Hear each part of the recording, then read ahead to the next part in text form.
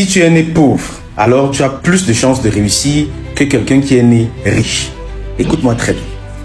Le monde fonctionne toujours en dualité. Toute chose qui existe, il y a toujours le positif et le négatif, le jour et la nuit. Et l'une de ces choses est en réalité l'absence de l'autre. C'est-à-dire que l'une rend plus attentif à l'autre. Je m'explique. La mort rend plus attentif à la vie. Essaye un peu de penser, je vais mourir demain. Et tu vas voir de quoi est-ce que tu es réellement capable. Si tu comprends, si on t'annonce à l'hôpital que demain tu vas mourir, alors tu vas réaliser tes meilleures prouesses aujourd'hui. Parce que tu sauras que il ne te reste plus assez de temps. Et la mort te rend attentif à la vie. L'obscurité, c'est l'absence de lumière.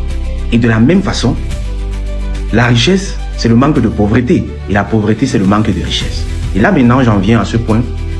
Quelqu'un qui naît dans la richesse ne peut pas valoriser la richesse parce qu'il ne sait pas ce qui est l'antipode de la richesse. Il ne sait pas ce que c'est que la pauvreté. Pourtant, celui qui est né dans la pauvreté, il sait pertinemment ce qu'il est en train de fuir. Et il y a un adage africain qui dit que qu'on ne court pas de la même façon quand c'est une chèvre qui nous poursuit ou quand c'est un lion qui nous poursuit. Quand c'est le lion qui te poursuit, alors mon frère, tu cours réellement. Et l'enfant de riche, lui, il ne peut pas vraiment courir parce que il va courir pourquoi? Pourtant, le pauvre, lui, il court réellement, mon frère. Parce qu'il court pour sa vie. Il court pour sa vie. Ce qui fait qu'il a beaucoup plus de chances de réussir. Et même quand on regarde, les plus grandes personnalités sont des personnes qui sont généralement parties de zéro. Parce que ces personnes sont en train de fuir la pauvreté.